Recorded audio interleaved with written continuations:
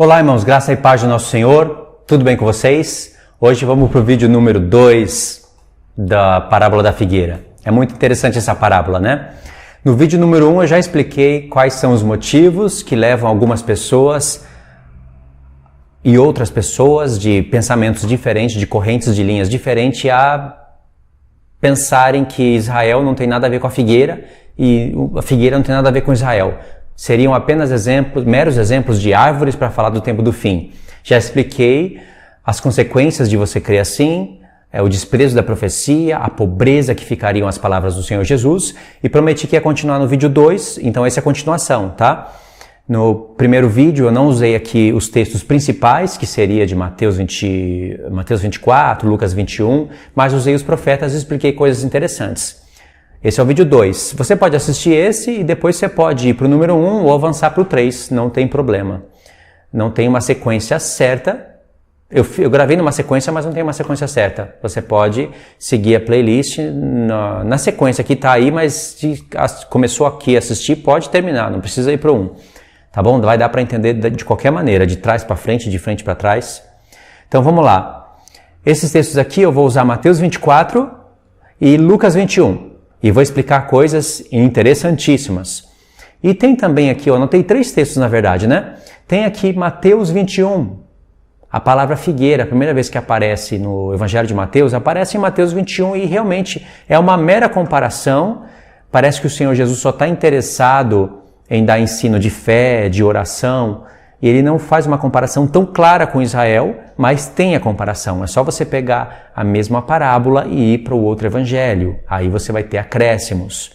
Então, passando aí Mateus 21, anota aí, eu vou pôr na tela, no comentário fixo talvez, para você ler e ver que às vezes tem parábola assim, que não faz uma comparação tão clara. Se você ler somente ela naquele evangelho. Mateus 21, do 18 ao 22. Leia em casa. Agora, o que nós vamos ler e trabalhar é Mateus 24, do 29 ao 35. Vamos lá. Está aqui na tela. Está tudo muito pintado, como vocês estão vendo aí, só que é só para pontuar as coisas, né? Sol, lua, estrelas estão de azul. A parte de amarelo está relacionada ao sol, a lua, as estrelas. A parte de vermelho é a principal. E a parte de verde aí é a vinda do Senhor. Só para pontuar. Verso 29. Logo em seguida, a tribulação daqueles dias, o sol escurecerá. A lua não dará sua claridade, as estrelas cairão do firmamento e os poderes do céu serão abalados. Isso é um texto que se encontra nos profetas, só para saber. Verso 30. Então, logo a tribulação daqueles dias, então aparecerá no céu o sinal do Filho do Homem. Todos os povos da terra se lamentarão e verão o Filho do Homem vindo sobre as nuvens do céu, com poder e muita glória. Esse texto aqui, talvez você nem imagine isso, mas se encontra em 2 Tessalonicenses capítulo 1, antes de Paulo falar as coisas que fala no capítulo 2. E o apóstolo Paulo disse que esperava o Senhor Jesus e induziu a igreja a esperar o Senhor Jesus dessa maneira, vindo do céu, com poder e muita glória, com chamas de fogo, com os anjos do seu poder, e todo esse contexto aqui. Igualzinho está aqui, o apóstolo Paulo disse que esperava o Senhor Jesus. E aqui o Senhor Jesus fala da sua vinda. O que a linha pré-tribulacionista faz? Não é aqui o assunto do arrebatamento, os vídeos do arrebatamento estão em outra playlist. Vou deixar aí no comentário fixo, você pode acompanhar também. Mas a linha pré-tribulacionista, ela desconecta a figueira de Israel, porque se você estudar bem o assunto, vai ser mais argumentos contra as linhas deles. Então eles preferem perder as revelações do que mudar de opinião.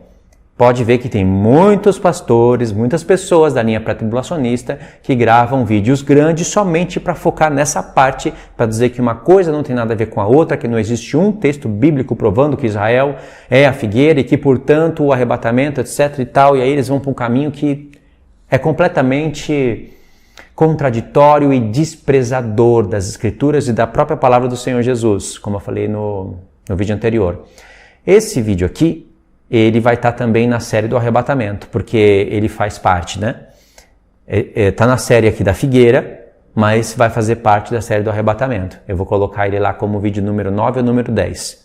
Então você pode também seguir aquela série. Eu estou cruzando um vídeo com outro para usar ele em 2 playlists. Ok? Então vamos lá.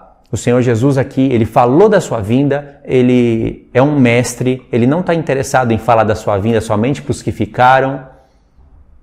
O arrebatamento da igreja aqui, 7 anos antes da grande tribulação, não existe em lugar nenhum de Mateus 24. Mas dizem que Mateus 24 é somente para os judeus, que o Senhor Jesus, como mestre da escatologia, está falando somente para judeus, e isso não é ser mestre de escatologia. Não é mesmo. Se você fosse um mestre e quisesse avisar a igreja de todos esses detalhes, você iria ocultar o arrebatamento secreto se ele realmente existisse? Não iria ocultar. Quantos detalhes o Senhor falou, traçando desde aquele tempo, passando pelos princípios das dores, dores de parto, ainda não é o fim, e ouvireis de guerras e rumores de guerra, etc. E vereis isso, entrou na última semana e não falou do arrebatamento secreto. Por que ele faria isso? Não faz sentido, né? Menor sentido isso. Então, aqui ele falou da sua vinda após esse ponto, e agora ele quer trazer a parábola da figueira para acrescentar riquíssimos detalhes sobre isso. Aí ele fala no verso 31.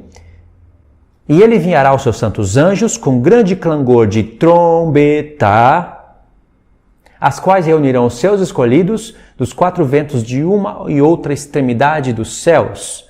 Logo após o Senhor ter falado isso, verso 32, aprendei, pois, a parábola da figueira.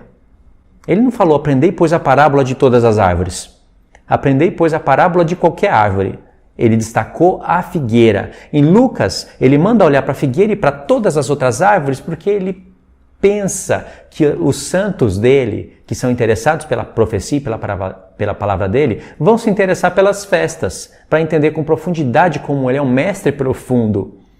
Por isso que aqui apareceu trombetas. 4 festas se cumpriram, eu falei no primeiro vídeo, vou passar direto agora. Faltam 3 e está aqui, trombeta. Ele está vindo, dia da expiação. Para quê? Para nos levar para o milênio, festa dos tabernáculos, coisa que os pré-tribulacionistas não olham, e os que olham ainda dão um jeito de torcer para pôr o arrebatamento da igreja secreto em festa de trombeta, coisa que não existe. Aí diz, aprendei, pois, a parábola da figueira, quando já os seus ramos se renovam e as folhas brotam, sabeis que está próximo o verão. Assim também vós, quando virdes todas essas coisas, sabei que está próximo às portas. Em verdade vos digo que não passará esta geração aqui de verde, aqui estará nesse contexto, sem que tudo isso aconteça. Passará o céu e a terra, porém as minhas palavras não passarão. Claro que os poderes do céu vão ser abalados, o céu vai se enrolar como um pergaminho, como está no Apocalipse 6, é o mesmo evento. Os céus e a terra vão ser trocados, mas o Senhor Jesus diz, as minhas palavras não vão ser trocadas. Ele tirou isso dos Salmos. Ele tirou todo esse contexto aqui, todas essas coisas dos profetas. Ele encaixou certinho aqui, tudo, desde quando ele está falando, desde Mateus 23. Aliás, tudo que o Senhor fala tem nos profetas. E aí, irmãos, qual é o segredo aqui do negócio? Verso 29. Verso 29, você vai ver que tem a grande tribulação acabando. Verso 30, o Senhor aparece no céu. Verso 31, e ele enviará os seus santos anjos com grande clangor de trombeta, os quais reunirão os seus escolhidos dos 4 ventos de uma ou outra extremidade da terra. Arrebatamento. Arrebatamento, em uma outra linguagem, significa colher os frutos da terra. Colher as primícias para o Senhor. Os 144 mil. Não são judeus que vão ser virgens, que não vai ter pecado na boca, que ainda vai ficar na grande tribulação para pregar o evangelho para os que ficaram e que vão ficar sem bodas também. E que vão ter que morrer ainda, sofrer a ira de Deus, que supostamente estaria caindo na grande tribulação sobre os que ficaram. Quanta palhaçada, eu acabei de falar aqui agora, quanta palhaçada. Nada disso. Aqui está tendo a colheita dos seus santos. Por isso, trombetas. Trombetas preparam o povo para o dia da expiação. O dia da expiação, os irmãos sabem o que é a vinda do Senhor, e aí tem arrebatamento para a festa dos tabernáculos, e na festa dos tabernáculos tem muitos frutos.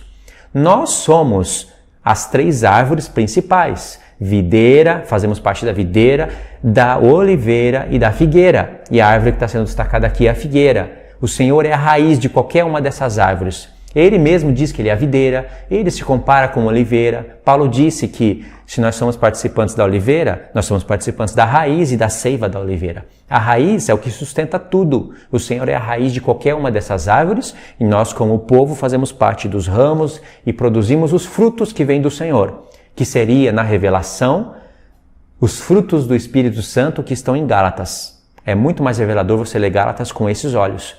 Aqui está tendo a colheita. E aí o Senhor Jesus quer falar da parábola da figueira, para a gente olhar para a figueira e ter discernimento dos tempos.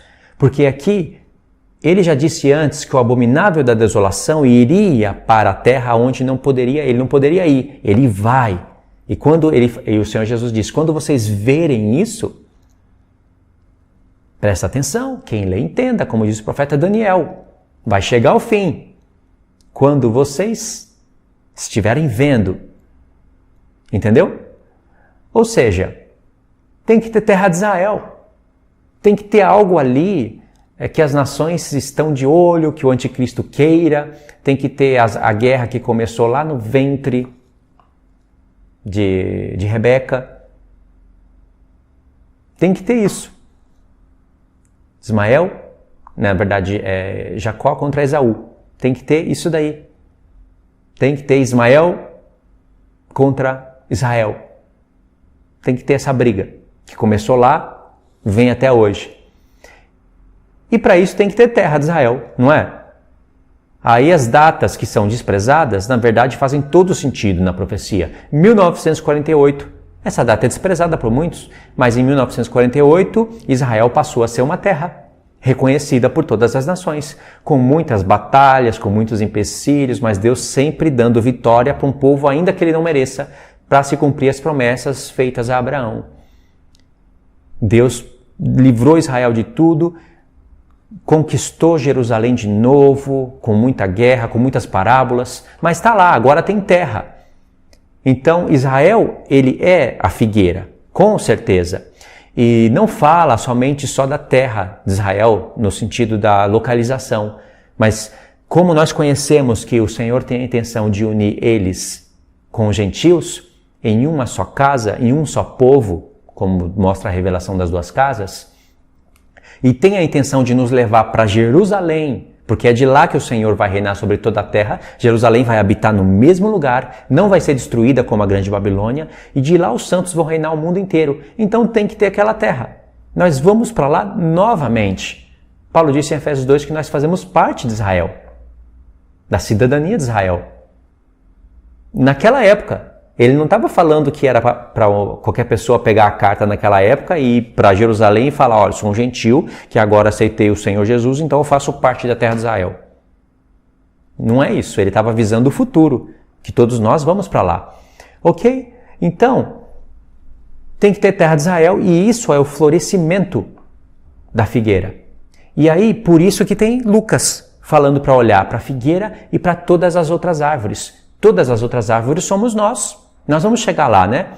E aí o interessante é que aqui o Senhor vai falar, aprendei, pois, a parábola da figueira, quando já os seus ramos se renovam e as folhas brotam, sabei que está próximo o verão. Assim também vós, quando vides todas essas coisas, sabei que está próximo às portas. O que tem a ver o verão com a figueira, com as árvores e os frutos? Irmãos, as 4 primeiras festas são as festas do inverno, as 3 últimas são festas do verão. Eu sei que muitas pessoas conhecem como festas do outono e da primavera, mas na palavra de Deus não está dividido assim, outono e primavera. Está dividido inverno e verão. Vai dar quase na mesma coisa, a discussão não é essa. Na palavra que eu vejo aqui no hebraico, inverno e verão. 4 festas se cumpriram e 3 festas ainda faltam se cumprir. E por isso que no verso 31 nós lemos aqui, ele enviará os seus anjos com grande clangor. De amarelo, vamos pôr aqui de amarelo. Com grande clangor de trombeta. Trombeta no singular, porque aqui é a última. O ministério da festa das trombetas, ele cai dentro da última semana, dura 7 anos, e no toque da última trombeta se desencadeia todos os eventos que nos levará para o arrebatamento. Arrebatamento, no toque da última trombeta, para se cumprir a última semana, a 70ª semana, para nos levar para a 7ª festa. Vamos entrar no 7º dia da criação, no 7º milênio, tudo 7, tudo alinhado. E aqui tem a palavra trombeta. Não tem aqui a palavra expiação, tabernáculos, mas nós vamos encontrar um pouco mais dessa revelação em Lucas. Entendeu? Por isso que em Apocalipse tem 7 trombetas, não é por acaso. Tem 7 trombetas porque ainda falta acontecer a festa das trombetas, o dia da expiação, que é o dia em que nós recebemos a redenção do nosso corpo, a glorificação, aonde o sumo sacerdote vai vir do céu, assim como o sumo sacerdote na antiga aliança, naquele dia, entrava no Santo dos Santos e saía de lá. O escritor de Hebreus já explica que o Santo dos Santos é uma figura do céu. O Senhor Jesus entrou e um dia sai de lá para nos levar para a festa dos tabernáculos. Então, a figueira aqui é o florescimento em primeira revelação, né? Numa camada mais simples de ver, é o renascimento da terra de Israel. Os judeus que agora passam a crer no Senhor Jesus. Muitos deles estão crendo. Entendeu? Não é difícil de compreender isso. Eu já vi pessoas falando que aqui a palavra figueira foi falada porque a figueira é uma árvore muito onipresente na terra de Israel. Então, como tem muita figueira, então acabou se tornando um símbolo de Israel, mas nada a ver para comparar uma coisa com a outra. Irmãos, da figueira sai figos. Nós vimos no primeiro vídeo que o Senhor Jesus comparou o seu povo como as primícias da figueira. Isso é desconhecer e rejeitar, conhecer o Senhor pelas festas, pelos tempos determinados. Desconhecer o próprio dízimo. O que é dízimo na cabeça de muitos? Dinheiro. Mas dízimo na palavra de Deus é a 10ª parte das colheitas, das primeiras colheitas, que é entregue como primícias para o Senhor. O povo estava dando dízimo para Deus? Sim. Esse dízimo são as primícias. O povo tinha que entregar as primícias? Sim. As primícias do dízimo. Não tem uma entrega de uma coisa, outra hora em uma entrega de outra coisa. 3 vezes ao ano, quem entrega as primícias entrega o dízimo, quem entrega o dízimo entrega as primícias. E isso era uma alusão ao povo de Deus sendo recolhido da terra como primícias entregue para o Senhor. Por isso que em 1 Coríntios 15 o apóstolo Paulo fala, Cristo ressuscitou sendo as primícias dos que dormem e depois nós, na sua vinda. É uma ordem de ressurreição. Cristo as primícias e depois nós na sua vinda, nós os que somos dele. Não tem terceira colheita, a quarta colheita, não tem nada disso. E aí depois que ele usa o assunto das primícias, ele fala do quê? De trombeta. No ressoar de uma última trombeta tem o arrebatamento. Se tem uma última trombeta, tem outras anteriormente. E ele não precisava do Apocalipse para conhecer isso, porque ele viu isso pelos profetas. Então essa é a revelação da figueira, renascimento da terra de Israel, os ramos, ali a árvore florescendo, os ramos produzindo frutos. Deu para compreender? É um sinal. A terra de Israel é um sinal que está bem perto da vinda do Senhor. Durante muitas gerações e muitos séculos, não tinha terra de Israel. Não tinha toda essa briga, essa questão, esses estudos. Hoje existe internet justamente para isso também. Para que nós passássemos a mensagem uns para os outros e pudéssemos olhar essas coisas e de longe saber o que se passa em outra terra sem mesmo estar lá. Para isso que existe internet também. Não é só para cair na mão da besta e ela ter um controle total. Então todos nós podemos olhar agora para Israel. Podemos ver em tempo real, quase que praticamente, né? Tempo real. Compreendeu? Agora nós vamos em Lucas para receber os acréscimos. Aí o que eu poderia destacar aqui? Verso 6. Vamos, verso 6. Diz assim: e certamente ouvireis. Está vendo a palavra aqui? Ouvireis. Ouvireis falar de guerras e rumores de guerra. Vede, não vos assusteis, porque é necessário acontecer, mas ainda não é o fim. Está vendo? De vermelho aí, ó. Ouvireis, não é o fim. Agora vamos no verso. Vamos ler o 8 também. Porém, tudo isso é o princípio das dores, que são dores de parto. Agora vamos pular no verso 14. E será pregado este evangelho do reino por todo o mundo, para testemunho em todas as nações, e então virá o fim. Ó, o fim, agora veio. Quando o evangelho, esse evangelho que está na mente do Senhor, for pregado e entendido. Não só repetido essas palavras, pregado e entendido. Então vem o fim. E quando vem o fim, olha o que diz o verso 15, quando, pois, virdes o abominável da desolação, de que falou o profeta Daniel no lugar santo, quem lhe entenda. Antes ele diz, ouvireis, não é o fim. Agora, quando vocês estiverem vendo ele, com certeza o Senhor esperava que nós fôssemos ler Daniel, porque ele disse, quem lê entenda. Porque o abominável da desolação, ele é o chifre pequeno. Ele se levanta no meio de 10 chifres e o que ele faz? Guerra contra 3. Então nós não vamos estar apenas ouvindo rumores de guerra, nós vamos estar vendo guerras. E isso tem que acontecer ou duas opções, um pouquinho antes da última semana ou dentro da metade da primeira semana. Para mim faz mais sentido acontecer um pouquinho antes da última semana. Ele conquistar, ele ascender no meio de 10 chifres, ou seja, já vai ter um reino, né, unido de 10, como se fosse, mais ou menos como você vê na ONU.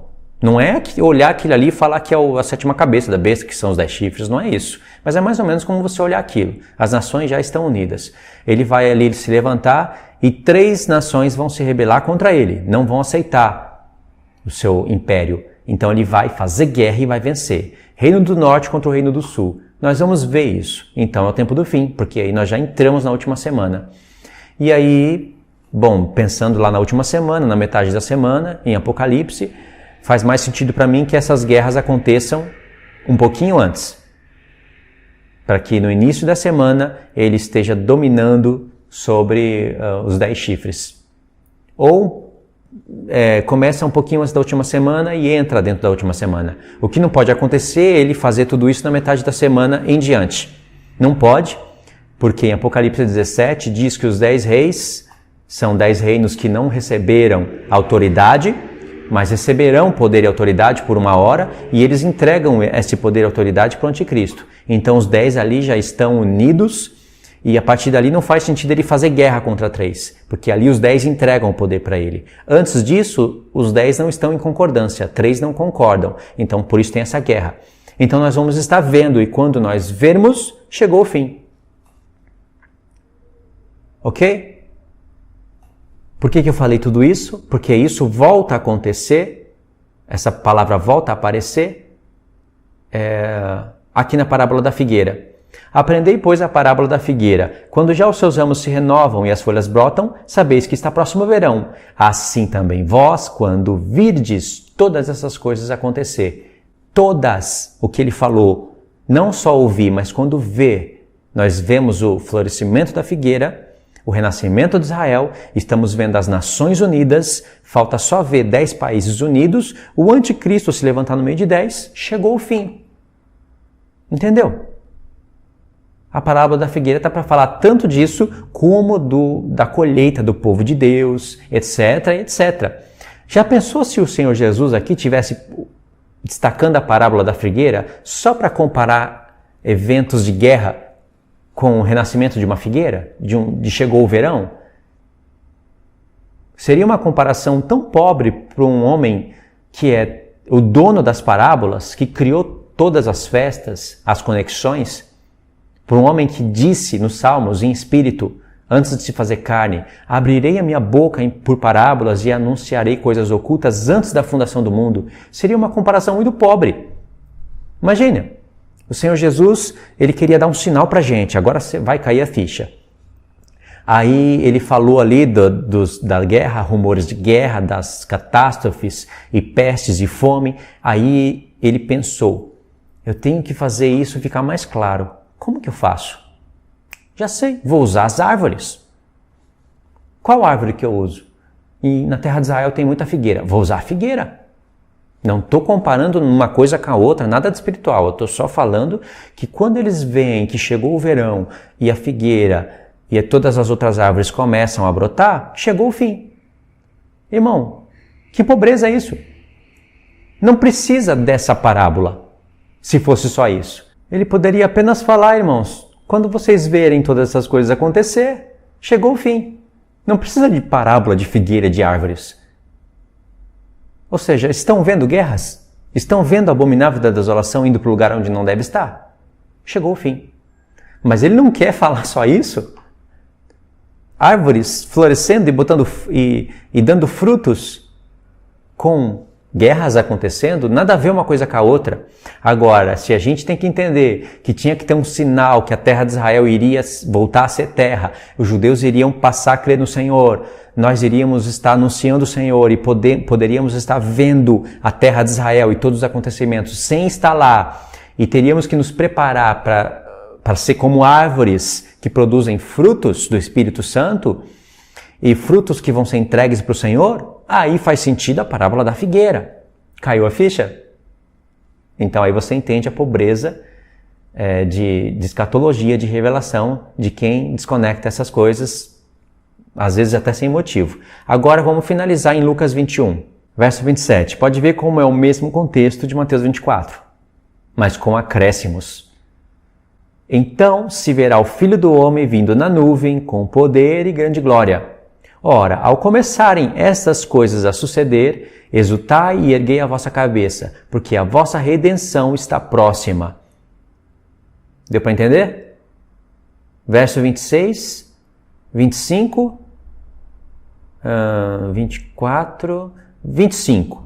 Haverá sinais no sol, na lua e nas estrelas, sobre a terra angústia entre as nações e perplexidade por causa do bramido do mar e das ondas. Tem revelação dupla aqui no mar e nas ondas. É literal e espiritual. Haverá homens que desmaiarão de terror pela expectativa das coisas que sobrevirão ao mundo, pois os poderes do céu serão abalados. Expectativa é estar esperando coisas horríveis que vão acontecer, principalmente no nosso mundo de mídia, de câmeras, de filmagem, de notícias, de previsões, de teorias de conspiração. Verso 27. Então se verá o Filho do Homem vindo na nuvem com poder e grande glória. Ao começarem essas coisas a suceder, exultai e erguei a vossa cabeça, porque a vossa redenção está próxima. Lembrou de alguma festa aqui? Obviamente, é a festa da expiação. O apóstolo Paulo compara a redenção com expiação em Efésios 1 e Efésios 4. Em Hebreus, o escritor de Hebreus fala mais claramente ainda, mostrando que redenção é o dia da expiação. Aliás, na carta todinha, desde o capítulo 1, ele está falando desse dia. Aqui apareceu o dia da expiação, mas não aparece trombetas. Lá em Mateus aparece trombetas, mas não aparece a palavra-chave. Deu para compreender? Aí vem a parábola da figueira. Ainda lhes propôs uma parábola dizendo: vede a figueira e todas as árvores. Olha para a terra de Israel e olha para os homens no mundo inteiro. As árvores aqui é do interesse do Senhor. Não é qualquer árvore, qualquer verão, sabe? Apenas estações. Verso 30. Quando começar a brotar, vendo, sabeis por vós mesmos que o verão está próximo? Assim também, quando vides acontecerem essas coisas, sabei que está próximo o reino de Deus. De novo, vou falar o que eu falei antes. Se fosse só para comparar uma coisa com a outra, sem revelações espirituais, não precisava de parábola de figueira e de nenhuma outra árvore. Ele poderia catar essa frase aqui, ó. Quando virdes acontecerem essas coisas, ele poderia pegar essa frase e ouvireis falar de guerras e rumores de guerras, ainda não é o fim, mas quando vocês estiverem vendo tudo isso acontecer, chegou o fim. Para que parábola? Mas ele está falando aqui, quando vocês virem essas coisas acontecerem, principalmente as árvores, chegando o verão, as árvores dando fruto, chegou o fim, porque os homens vão estar agora cheios do fruto do Espírito Santo, árvores que estão gerando frutos para serem recolhidos como primícias para Deus. Por isso, ele enviará os seus santos anjos com um grande clangor de trombeta e eles vão recolher os seus eleitos. Por isso, colheita, arrebatamento, tabernáculos. Entendeu, irmãos? Então, o que você vê pessoas fazendo? Eles vão aqui em Lucas para tirar a revelação de Mateus. Eles vêm aqui e falam, o Senhor Jesus não está falando só da figueira, está falando de figueira e de qualquer outra árvore. Não tem nada de revelação aqui, não precisa comparar uma coisa com a outra. Ele apenas está comparando as árvores florescendo numa estação de verão com as guerras acontecendo. Simples assim. Ou seja, perdeu toda essa revelação. Por quê? Porque tem preguiça de meditar, preguiça de estudar. A linha pré dá para entender quando eles fazem isso. Aliás, é a linha pré. Agora, pós-tribulacionista fazendo isso, não dá para entender. Eu não consigo entender o motivo disso. Então, irmãos, para finalizar, vou deixar aqui um recado final, que é importante, eu deixo em alguns vídeos. Queria que você verificasse a inscrição no canal, número 1. Número 2, ativasse o sininho. Número 3, compartilhasse o vídeo. Fazendo essas 3 coisas, que dura menos de 1 minuto, você já me ajuda. Só que também eu peço a ajuda dos irmãos, os irmãos que não estão ajudando em nenhum lugar e querem ajudar a minha vida, tem como fazer isso. Aliás, eu estou aqui gravando nesse momento, nessa casa, no Brasil, por causa da ajuda dos irmãos. Os irmãos sabem como eu acredito nas ofertas, nas contribuições, já expliquei isso muitas vezes. E por causa desses irmãos que me ajudam, desses irmãos e irmãs que ofertam para mim, ajudam no ministério. Parece que não tem ministério, né? Somente eu, mas tem um ministério formado, porque daqui alcança muitas pessoas, já alcançou muitas igrejas, instrui muitas pessoas, então é um ministério. E isso daí você ajuda, você pode ajudar. Agora, se você ajuda outras pessoas, né, e vai ficar pesado, aí não tem problema, porque isso é voluntário. O grupo de ofertantes não foi criado por mim, foi criado pelos irmãos, eles que estipularam o valor das ofertas, e aí eles me ajudam mensalmente. A maneira mais fácil, mais simples que tem, eles criaram um grupo do WhatsApp, tem o link, você entra nesse link, não é um grupo de interação, mas é um grupo para você fazer a sua doação. Existe um valor mínimo ali, estipulado, e os irmãos ajudam. Os que podem ajudam mais, os que não podem ajudam com aquilo que foi estipulado, que é um valor mínimo. Assim eu não preciso usar o Seja Membro, nem o Patreon, eu não preciso ficar tirando pessoas daqui para levar para um lugar escondido, para lá elas me ofertarem. Aí eu não preciso de nada disso. Eu não gosto também de fechar conteúdo para ninguém, eu gosto de deixar conteúdo aberto para todos. Tá bom, irmãos? Isso que eu falo é bíblico, são ofertas voluntárias. Quem não pode ajudar realmente não ajuda, mas participa de tudo. Mas se todos pensassem assim, né, não vou ajudar, mas vou participar, eu estaria no Japão dentro de uma fábrica, preso num sistema de construção e não poderia estar fazendo vídeos assim. Com certeza. Mas tudo que vocês estão vendo aqui, cenário, iluminação, câmera, tudo eu ganhei do Senhor, é claro, e ganhei dos irmãos também. Foi com muita oração, eu sempre pedia para o Senhor me tirar de trás do ferro. Lá no Japão eu sempre fazia isso. Às vezes pedia para o Senhor até chorando isso, e Ele atendeu. O Senhor me tirou não só do barro, mas me tirou também do ferro. E também nos tirará do barro e do ferro unido. É um testemunho que eu quero contar em um dos próximos vídeos. É testemunho porque envolve as minhas orações durante o trabalho no Japão. Muitas vezes eu pedia isso para Deus chorando. E o Senhor atendeu. Hoje eu estou aqui. Eu não tenho trabalho. Meu trabalho é esse. Tá bom? E eu agradeço de coração os irmãos e as irmãs que me ajudaram até hoje. E tem irmãos e irmãs que ajudaram com ofertas grandes. Por essa questão, eu pude também ajudar quem precisou por causa dessa crise. Teve pessoas que precisaram. Tive para mim, para o meu sustento, para comer, para beber, para tudo. Tudo foi com a ajuda dos irmãos. Ou seja, eu estou livre.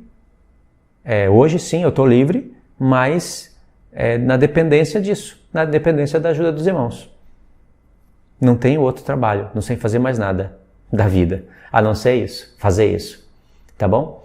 Então, se você não ajuda em nenhum lugar, se você não vai tirar dos seus filhos, da sua família, para não fazer falta, e puder me ajudar, eu agradeço. Isso também faz avançar a palavra de Deus, assim como tem avançado, né? Tá bom, irmãos?